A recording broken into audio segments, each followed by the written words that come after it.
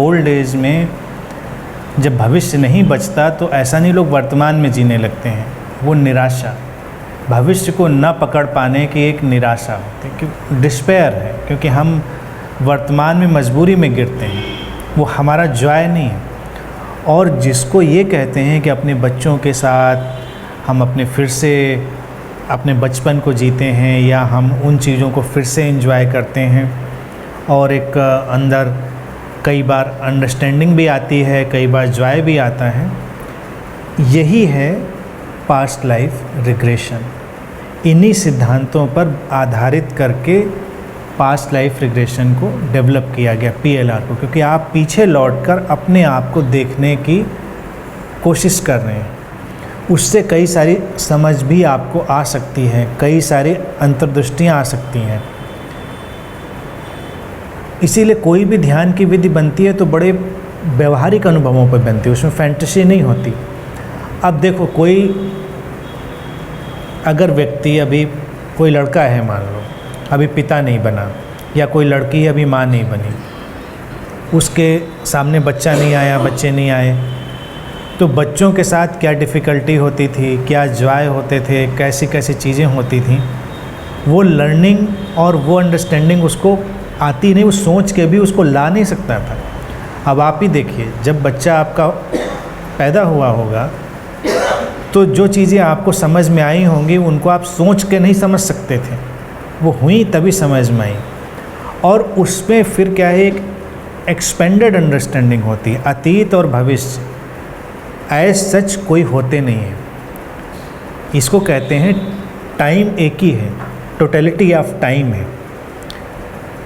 अक्सर अगर संवेदनशील हुए लड़के लड़की तो अपने बच्चे होने के साथ ही वो अपने माँ बाप को ज़्यादा समझ पाते हैं, अपने माँ बाप के प्रति उनका रिगार्ड, रिस्पेक्ट, लव कई बार ज़्यादा बढ़ता है, क्योंकि जब वो उन चीज़ों को देखते हैं तो वो ये जान पाते हैं कि उनके साथ क्या हुआ होगा और उनकी भाव दशा क्या रही होगी, क्योंकि इसको सोचा नहीं जा सकता, उसको जिया जा सकता है।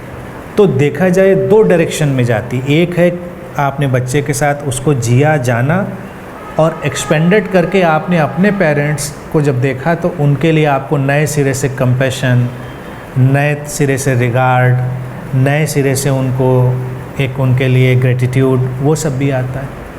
तो पास्ट लाइफ रिग्रेशन को इसी तरह से जब डेवलप किया गया तो उसमें भी यही है कि जब हम अपने पिछले जन्मों को देखते हैं, कैसे जिया हमने, क्या किया, कैसे कैसे गुजरे, तो कई बार लोगों के मन में प्रश्न उठता है कि हम पिछला जानेंगे भी तो क्या फ़र्क पड़ना है।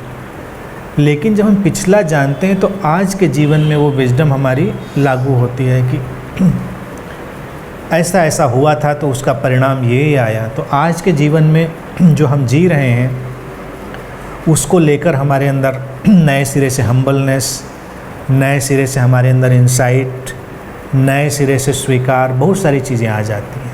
संघर्ष बहुत सारे चले जाते हैं, ईगो हमारा चला जाता है। कई बार आज आप बहुत ईगो में हैं कि मैं बहुत रिच हूँ, मैं बहुत पावरफुल हूँ, या एक नया ईगो ये कि अगर आप स्पिरिचुअल व्यक्ति हैं तो स्पिरिचुअल ईगो कि मैं बहुत मेडिटेटर हूँ। और कई सारे युवाओं को जब स्पिरिचुअल सर्च पकड़ती है तो उनको लगता है कि बस एक नया विवेकानंद, एक नया कृष्णमूर्ति, एक नया सितारा पैदा होने वाला है और एक बार वो आने दो इनलाइटनमेंट, फिर पूरी दुनिया को कैसे बदलूँगा, कैसे कैसे ये रोशनी पूरी दुनिया को अपनी ग्रिप में लेगी, और वो उसका ईगो है।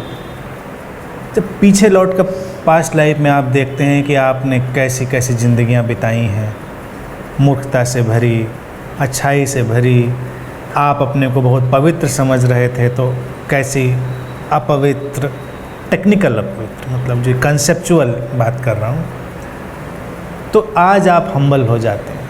फिर आपको बल्कि ये भी दिखता है कि पहले भी आप बहुत विद्वान रह चुके थे, फिर आप नीचे गए, फिर ऊपर गए, नीचे आए। At this life you become totally humble.